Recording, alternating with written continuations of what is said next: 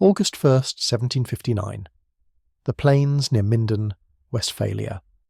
The morning mist clung to the ground as 6 British infantry regiments advanced in line formation across open terrain, their boots crushing wild roses that grew in the German gardens they passed through. Soldiers picked the blooms and stuck them in their coats and hats, a gesture that would become legendary. What none of these men realised as they marched with drums beating and colours flying was that they were walking into what every military authority of the age considered certain death. They were unsupported infantry advancing against massed French cavalry. According to every tactical manual, every lesson learned in a century of European warfare, they were about to be annihilated. The French cavalry commanders watching from their positions saw the British line emerge from the mist and couldn't believe their eyes. Infantry, alone, advancing across open ground toward cavalry. No supporting horse, no artillery protection, no terrain advantage. Just 6 regiments of red-coated foot soldiers marching as if on parade. The French officers smiled. This would be a massacre. What happened in the next hour would shatter every assumption about 18th century warfare and transform 6 British regiments into legends. Using nothing but their Brown Bess muskets, disciplined volleys, and unshakable courage, these infantrymen would break the finest cavalry in the French army.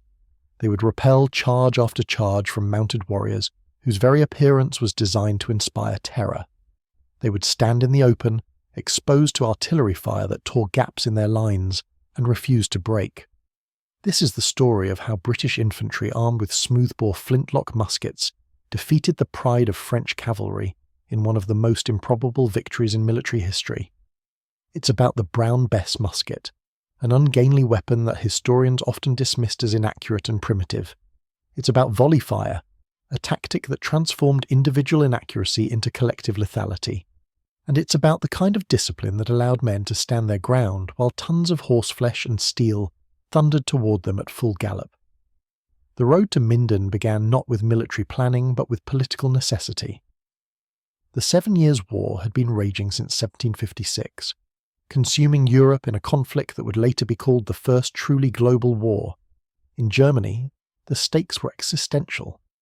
The French army under Marshal Louis de Contades had been pushing deeper into Hanover, threatening British interests on the continent. King George II's ancestral homeland was at risk. By the spring of 1759, things looked dire for the Anglo-German alliance. The French had won at Bergen in April, and their army of 60,000 men was advancing northward with confidence. Against them stood Prince Ferdinand of Brunswick, a Prussian general commanding a mixed force of British, Hanoverian, Hessian, and Brunswick troops totalling about 45,000 men. The British contingent was small, just 6 regiments of infantry, 6 regiments of cavalry, and several artillery batteries. But these 6 infantry regiments, the 12th, 20th, 23rd, 25th, 37th, and 51st Foot, were about to write their names in military legend. Each regiment carried the Brown Bess musket, the standard British infantry weapon that had been in service since the 1720s. The longland pattern that most of these regiments carried was an imposing piece of equipment. It stretched 58.5 inches from buttstock to muzzle, weighed over 10 pounds, and featured a 42-inch barrel of .75 caliber. The weapon was a smoothbore flintlock, meaning it had no rifling in the barrel to spin the ball and improve accuracy.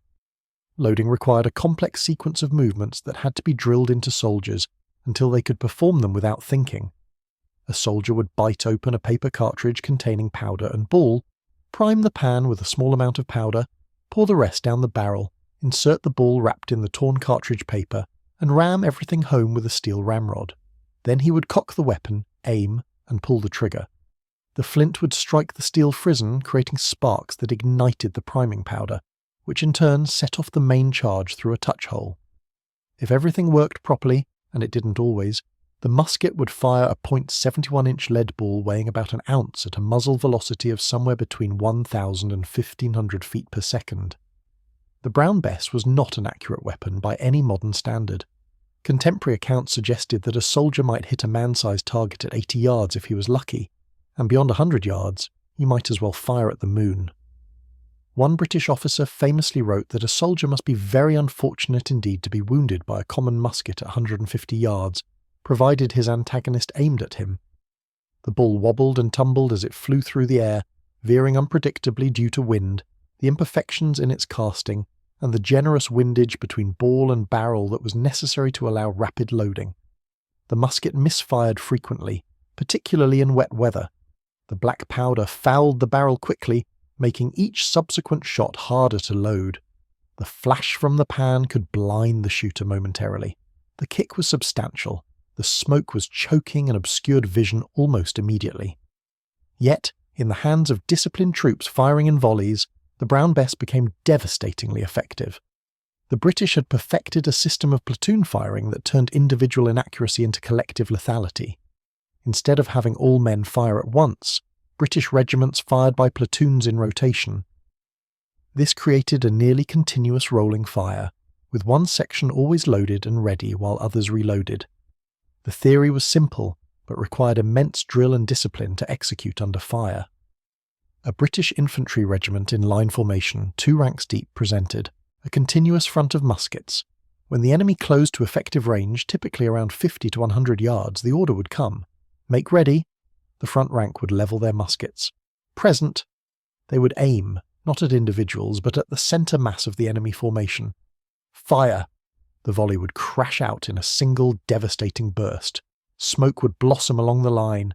Then the front rank would begin reloading while the rear rank stepped forward. Make ready. Present. Fire. Another volley. The process would continue, a rhythm of destruction that well-trained troops could maintain at a rate of 3 to 4 volleys per minute. The effect at close range was horrific.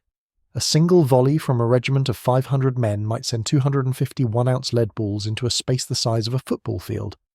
The balls didn't need to be precisely aimed.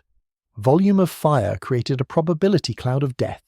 Anything in that zone faced overwhelming odds. On the night of July 31st, 1759, Prince Ferdinand received intelligence that the French were on the move. Marshal Contades had decided to abandon his strong defensive positions around Minden and advance to meet the Allied army in open battle. He was confident. His army outnumbered Ferdinand's. His troops were experienced.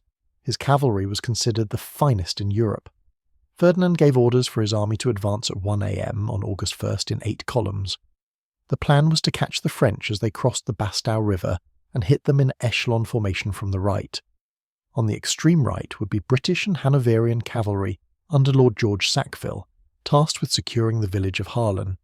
Then would come Hanoverian artillery, followed by the mixed British-Hanoverian infantry corps under Lieutenant General Sporken, including the 2 brigades of British foot.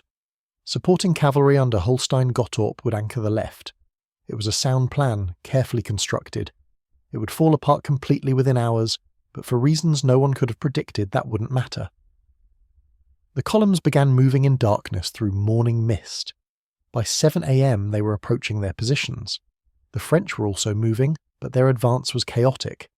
Contades had issued complex orders for his 60,000 men to cross multiple bridges over the Bastau and deploy in a specific formation.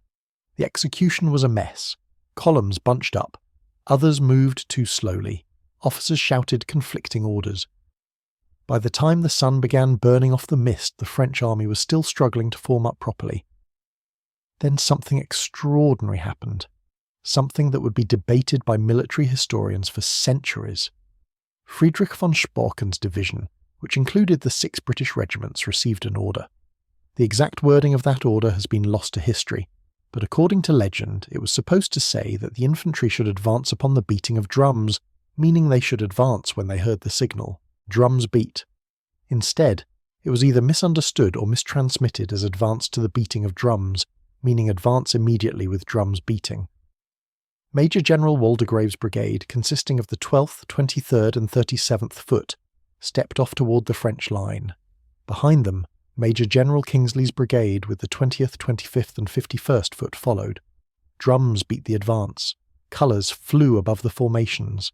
The red-coated infantry marched in perfect line across open ground.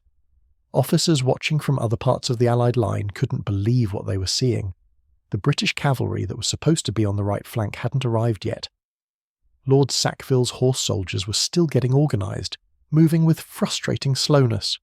The infantry was advancing alone, completely unsupported, directly toward the centre of the French army, where the French cavalry was positioned. Every military professional knew what this meant. Unsupported infantry in open terrain against cavalry was suicide. Infantry's only hope against mounted troops was to form square, a hollow formation with muskets facing outward on all sides. In line formation, cavalry could simply ride around the flanks and hit the vulnerable rear. The British weren't in square. They were in line, marching forward as if they were on a parade ground. 3 Hanoverian battalions, seeing the British advance, moved up on their left flank. 9 battalions total, 6 British and 3 Hanoverian, marching toward disaster. Except no one had told them it was supposed to be a disaster. The French artillery spotted them first. 60 cannon opened fire. 18-pound balls came rolling across the field, innocent looking until they struck. A solid shot hitting a line of men at the right angle could kill or maim a dozen soldiers, sweeping through the formation like a scythe. The British closed ranks and kept marching. More guns found their range. Shells burst overhead, spraying shrapnel. Round shot tore gaps in the lines. An officer described it later as the most disagreeable march of his life, advancing through a furious fire from an infernal battery of 18-pounders. The guns began on their front, then as they advanced bore on their flank and finally on their rear. They kept marching. Sergeants shouted for men to close up the ranks. The gaps left by the dead and wounded were filled immediately by soldiers stepping over the bodies of their comrades. The line remained intact. The drums never stopped beating. The colours never wavered. Lieutenant Hugh Montgomery of the 12th Foot would later write to his mother describing this advance. They marched more than a quarter mile through the most furious fire, knowing that at the end of it waited something potentially worse than artillery: the French cavalry. As the British line emerged from the smoke of the artillery fire, getting close enough for the cavalry to see them clearly, a ripple of disbelief ran through the French ranks. The infantry was still coming, still in perfect formation, still advancing, unsupported, in the open, against cavalry. Marshal Contades watched from his command position.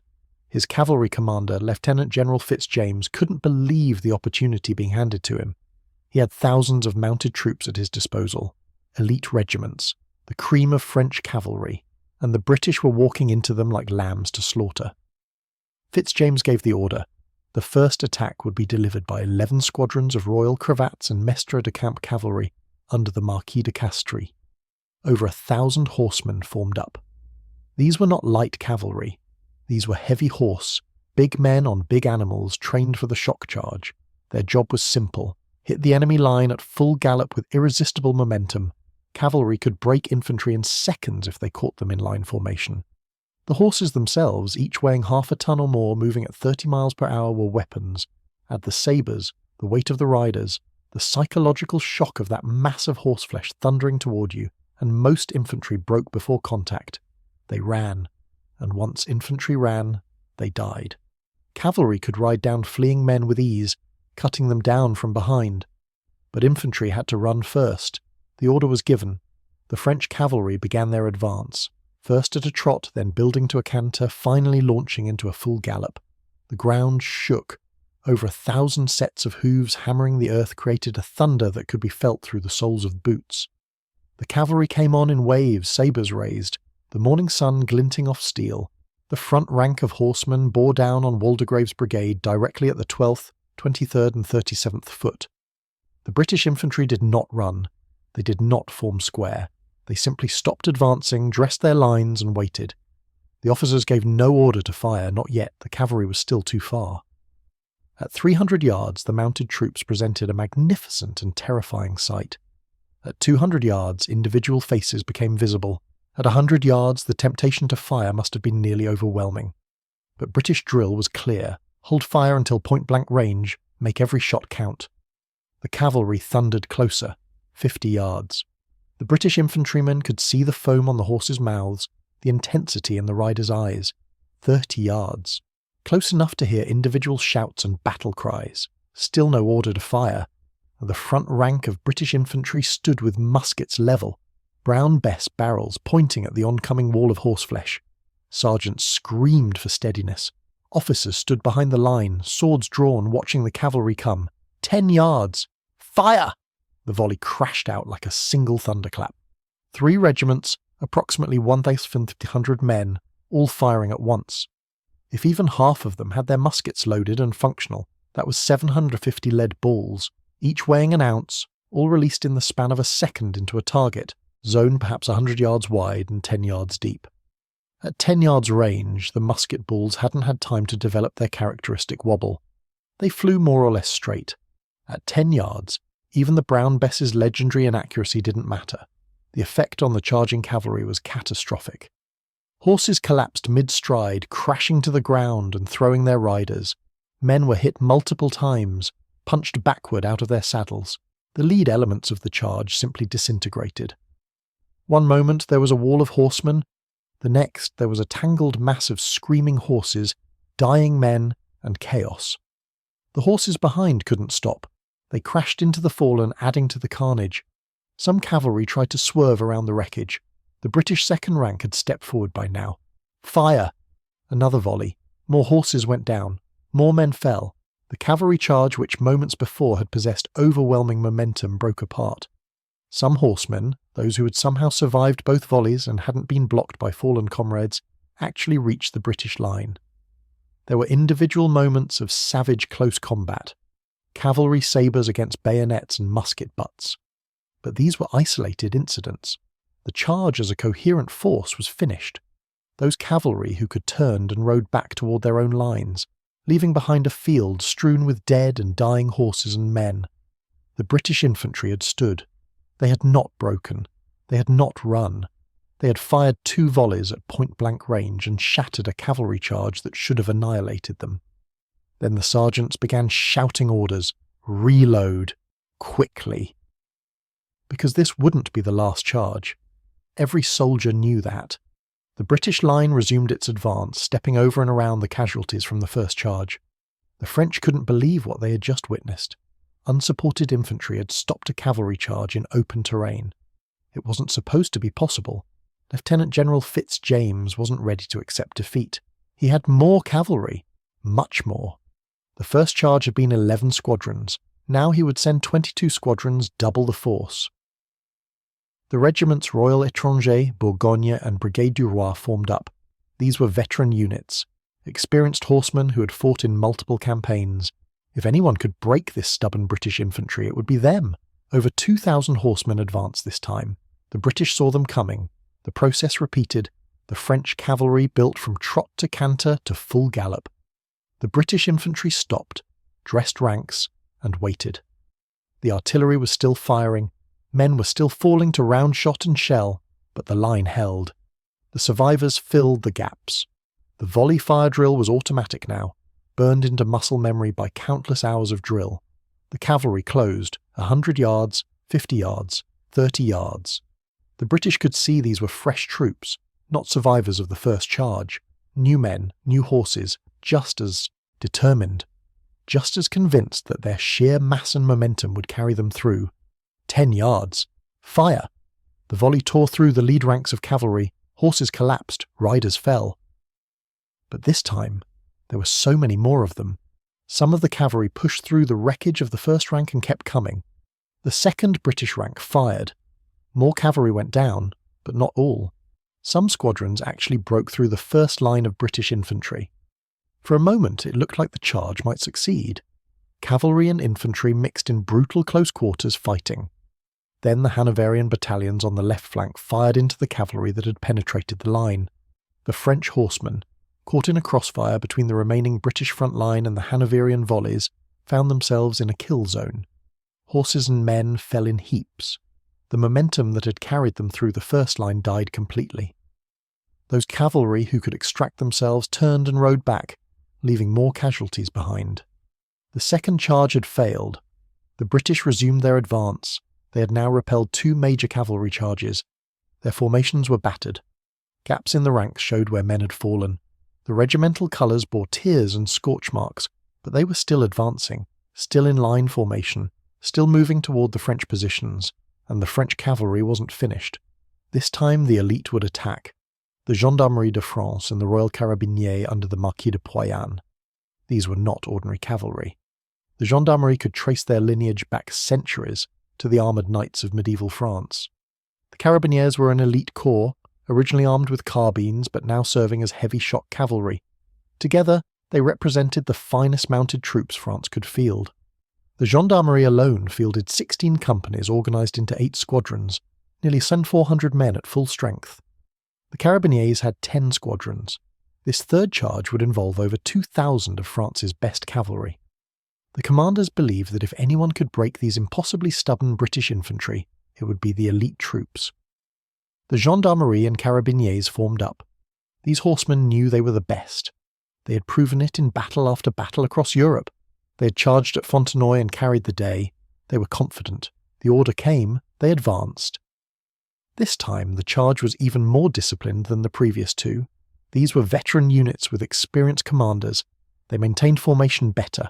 Their approach was more coordinated. The British infantry, watching this new wave of horsemen approach, must have felt the weight of exhaustion. They had been under artillery fire for over an hour.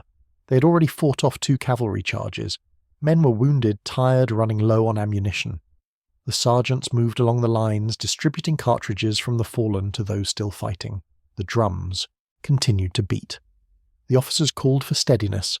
The French elite cavalry built to full gallop. This time, as they charged, they showed the tactical sophistication of veteran troops.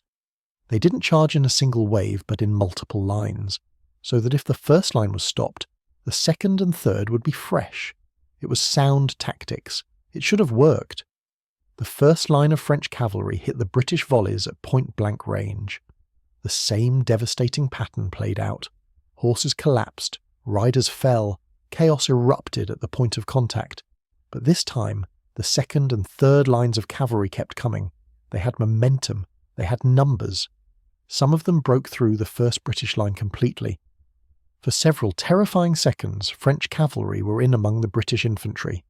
Individual soldiers fought for their lives with bayonets against sabres. Some were cut down. Officers fired pistols at riders. Sergeants stabbed upward at horsemen with their spontoons. It was chaos, the kind of desperate close-quarters melee that usually preceded the complete collapse of an infantry formation. But the second line of British infantry, the battalions of Kingsley's brigade that had been following behind Waldegrave's, were there. They had been waiting for this moment. As French cavalry broke through the first line, they found themselves facing fresh British troops, muskets loaded, waiting at point-blank range. The second line fired. Volley after devastating volley poured into the French cavalry from close range. The horsemen who had fought through the first line now found themselves trapped between the 2 British formations, taking fire from front and rear. It was a killing zone. The elite French cavalry, the finest mounted troops in Europe, were shot to pieces. The Carabiniers and gendarmerie broke. Not routed, they were too disciplined for that, but they fell back in disorder, leaving behind staggering casualties. The regiment that had carried the day at Fontenoy, that had terrified enemies across Europe, retreated from British infantry armed with nothing but smoothbore muskets. The psychological impact was devastating. If the elite couldn't break these British foot soldiers, what hope did anyone else have? The third charge had failed. The British continued their advance. By now, the entire Allied line was moving forward, sensing that something extraordinary was happening. The French army, which had advanced that morning with confidence, was beginning to falter. Marshal Contades, watching from his command position, was having trouble processing what he was seeing. Lieutenant General Comte Guerchy, commanding French infantry on the left wing, decided to intervene. He couldn't rely on the cavalry anymore. They had been shattered. He directed 8 battalions of French infantry, including Saxon allies, to attack the right flank of the British line. These were foot soldiers, not cavalry. They advanced in column formation, a dense mass of men, that could deliver tremendous shock in close combat. The British regiments on the right flank, the 12th and 20th Foot, saw them coming. These units had already been hammered worse than any others. They had been on the flank during the cavalry charges, taking the worst of the artillery fire. The 20th Foot alone would suffer over 300 casualties that day, 17 officers and 304 men killed or wounded. The 12th would lose 17 officers and 272 men, but they weren't finished yet. As the French infantry approached, the British regiments executed a manoeuvre that demonstrated their discipline even in the midst of the chaotic battle. They wheeled to face the new threat. The 12th and 37th pivoted. reorienting their line to meet the French infantry advancing from the flank. For a moment they were vulnerable, caught in mid-manoeuvre. Then they steadied, dressed their ranks, levelled their muskets. The French infantry kept coming, confident in their numbers and the shock power of their column formation.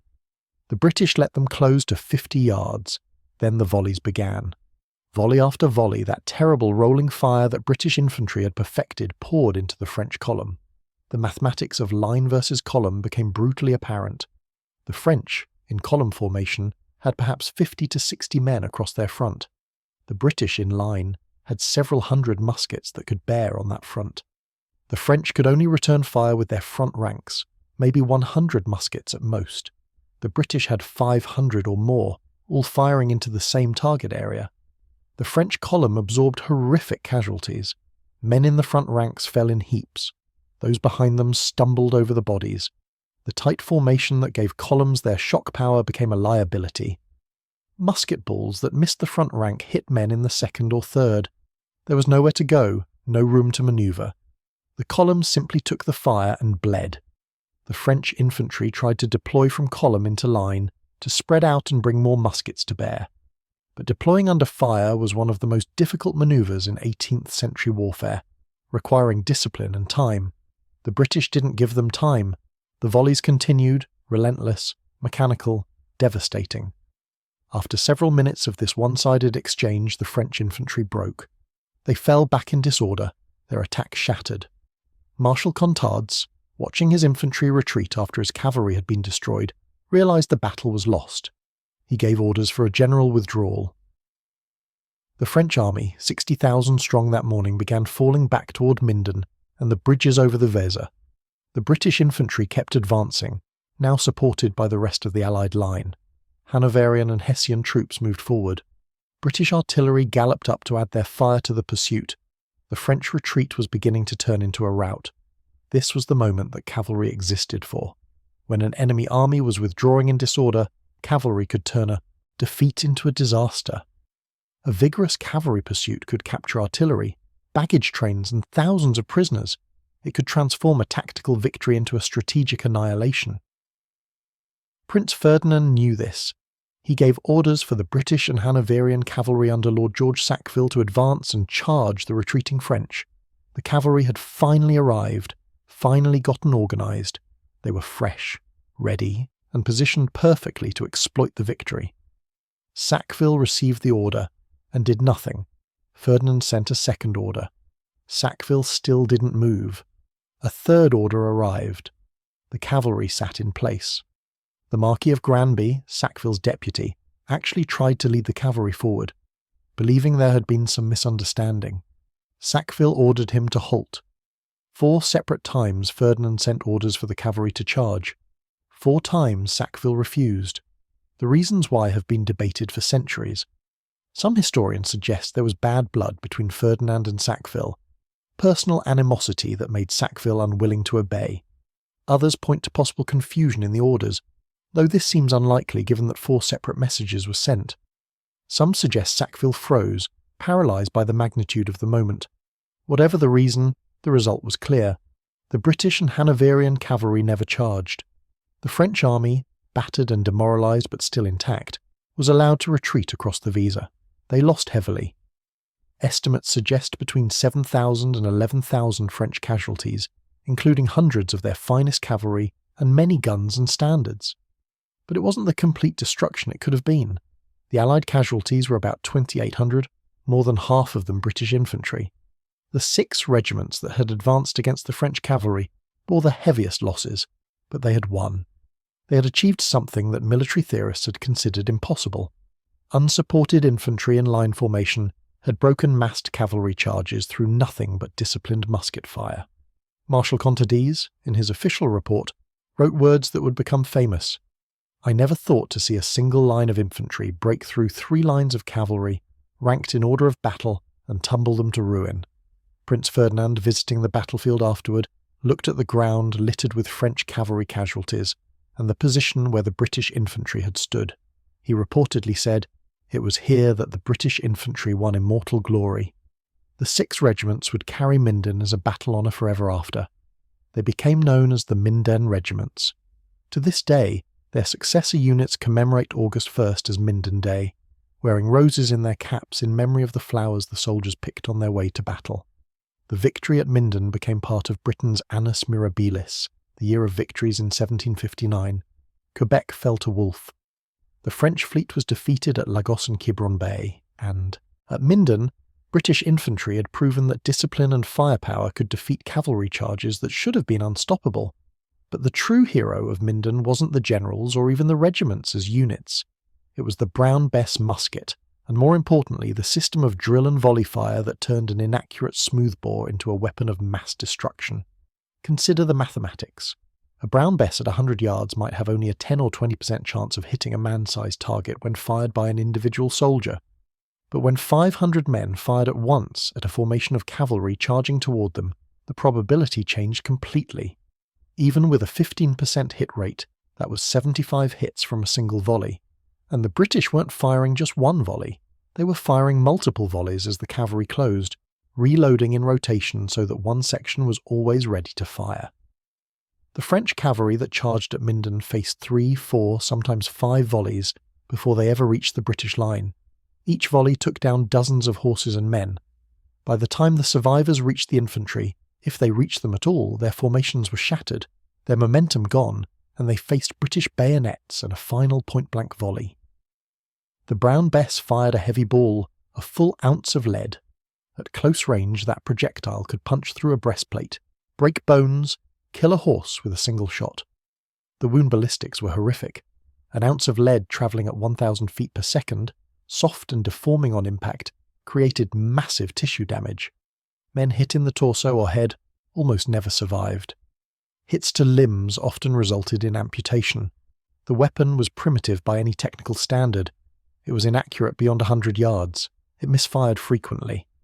The rate of fire, even with well-trained troops, was only 3 or 4 shots per minute. The black powder fouled the barrel after a few shots, making loading progressively harder. The flash and smoke from the pan could blind the soldier. The recoil was substantial, but none of that mattered when it was used the way the British used it at Minden. The Brown Bess wasn't meant to be a sniper rifle. It was meant to be a component in a system. That system was the British infantry in line formation, trained to a level of mechanical perfection in the drill of loading, presenting and firing on command. The system was volley fire, where individual inaccuracy disappeared into collective lethality. The system was discipline, drilled into men until they could stand and execute the loading sequence, while cavalry thundered toward them at full gallop.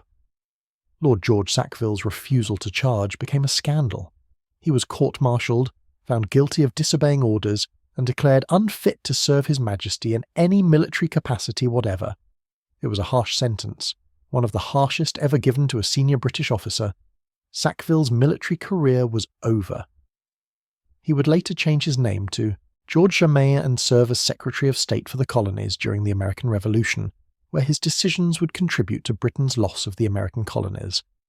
But the controversy over Sackville's conduct shouldn't overshadow the achievement of the British infantry. They had accomplished something unprecedented. Multiple cavalry charges, the kind that should have swept them from the field, had been stopped cold by musket fire. The secret wasn't the weapon itself. The Brown Bess was no more accurate or powerful than the French Charleville musket, or any other smoothbore of the era. The secret was training. The British Army of the mid-18th century had developed a training regimen that emphasised constant drill. Soldiers practiced the loading sequence thousands of times until it became automatic. They practiced firing in volleys, timing their movements to create the rolling fire pattern that kept at least part of the regiment always loaded. They practiced closing ranks after casualties so that gaps in the line were filled immediately. They practiced standing steady under fire, a mental discipline as important as the physical act of loading and firing. At Minden, all that training paid off. When the French cavalry charged, the British infantry didn't need to think. Their bodies knew what to do. Load, present, fire, close ranks. Load, present, fire. The mechanical repetition, boring in peacetime, became life-saving in combat. The psychology of standing against a cavalry charge cannot be overstated. Every human instinct screams to run when a ton of horseflesh is thundering toward you at 30 miles per hour. The ground shakes. The sound is overwhelming. The sight of dozens, hundreds of huge animals and armed men bearing down on you triggers the most primitive part of the brain, the part that says run or die. But running meant certain death. Cavalry could ride down fleeing infantry with ease. The only chance was to stand, to maintain formation, to trust in the discipline of the men beside you and the effectiveness of your musket. That kind of courage isn't natural. It has to be trained, drilled, beaten into soldiers until standing firm becomes more automatic than running. The British had achieved that level of training. The soldiers at Minden stood not because they were braver than other men, but because their training was so thorough that the mechanical responses took over when rational thought would have failed. The Brown Bess musket, ugly and inaccurate as it was, became in their hands an instrument that could stop cavalry. Not because of its technical superiority, but because of the system built around it. That system, perfected on the fields around Minden, would define British infantry tactics for the next 80 years. It would carry British armies to victory in India, in Spain during the Peninsular War, and finally at Waterloo. The principle established at Minden that disciplined infantry with volley fire could defeat cavalry in the open would remain valid until the introduction of rifled weapons and breech-loading systems made the entire tactical equation obsolete. The French cavalry at Minden had done everything right. They had charged with determination. They had sent wave after wave against the British line. They had committed their elite troops, the finest cavalry in Europe. They had outnumbered the British infantry.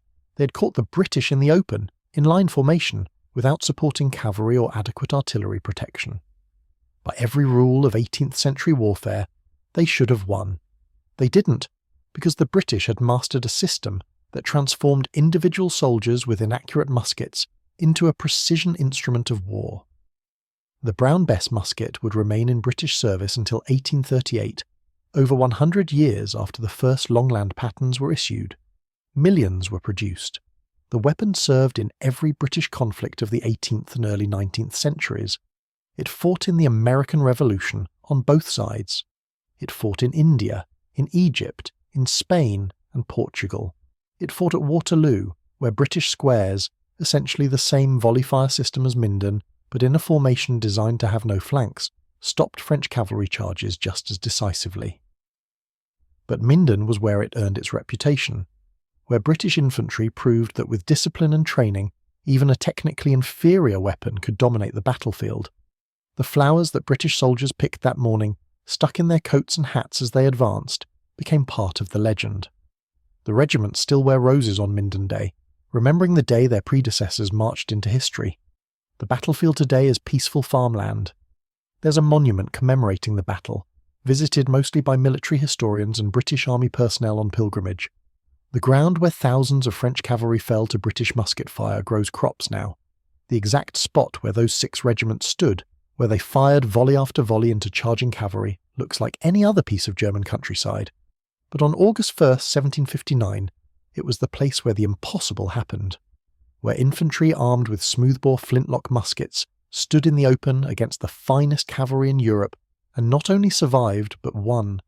It was a testament to the power of discipline over technology, training over technique, and courage over odds. The Brown Bess musket, inaccurate beyond 100 yards, prone to misfiring, heavy and awkward, became on that day the weapon that stopped the French cavalry.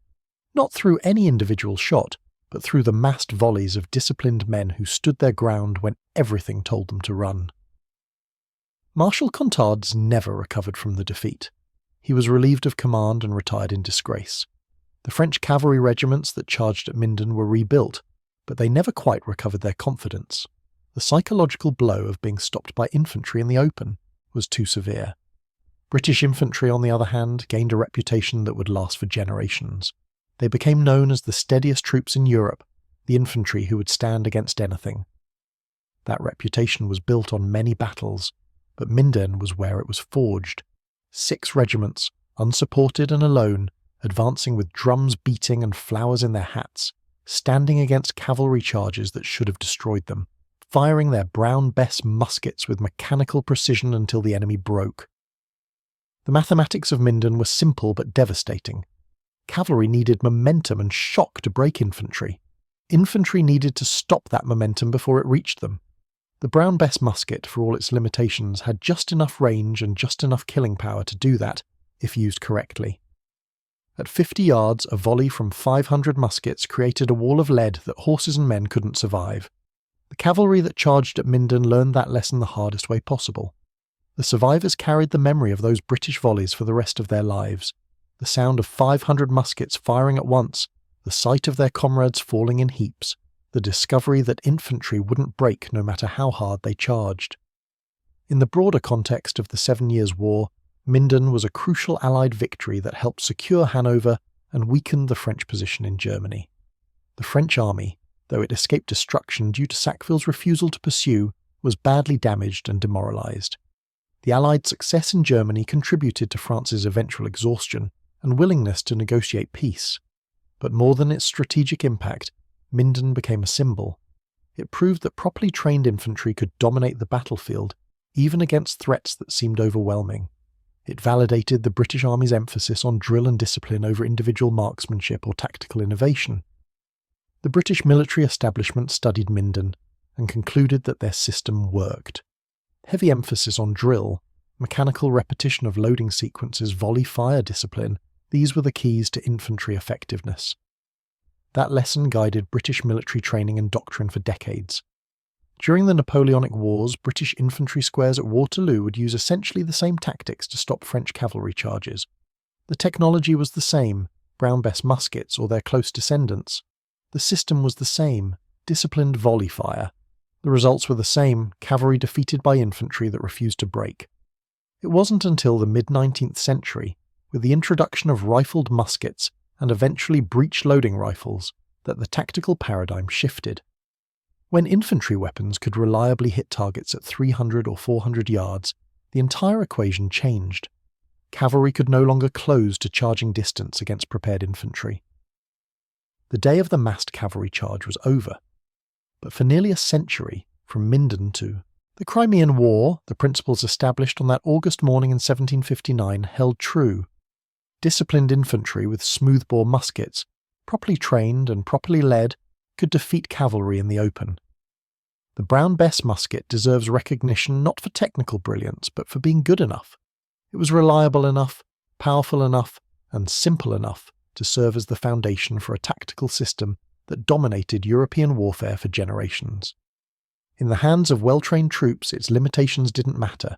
The inaccuracy was overcome by volley fire. The slow rate of fire was offset by platoon firing systems that created continuous fire. The primitive ignition system was compensated for by drill that emphasized immediate reaction to misfires. The soldiers who carried the Brown Bess at Minden were ordinary men, farm boys, labourers, the unemployed and desperate who had taken the king's shilling for lack of better options. They weren't professional soldiers in the modern sense. Most had joined the army for the steady pay and regular meals, not from martial enthusiasm. But the British training system had transformed them. Hours of drill, thousands of repetitions of the loading sequence, endless practice at volley fire, had made them into something extraordinary. When the test came, when French cavalry charged at full gallop, these ordinary men performed an extraordinary feat. They stood, they maintained formation, they fired on command, they reloaded under pressure, they closed ranks when comrades fell, they did everything the training had prepared them to do, and because they did, they won.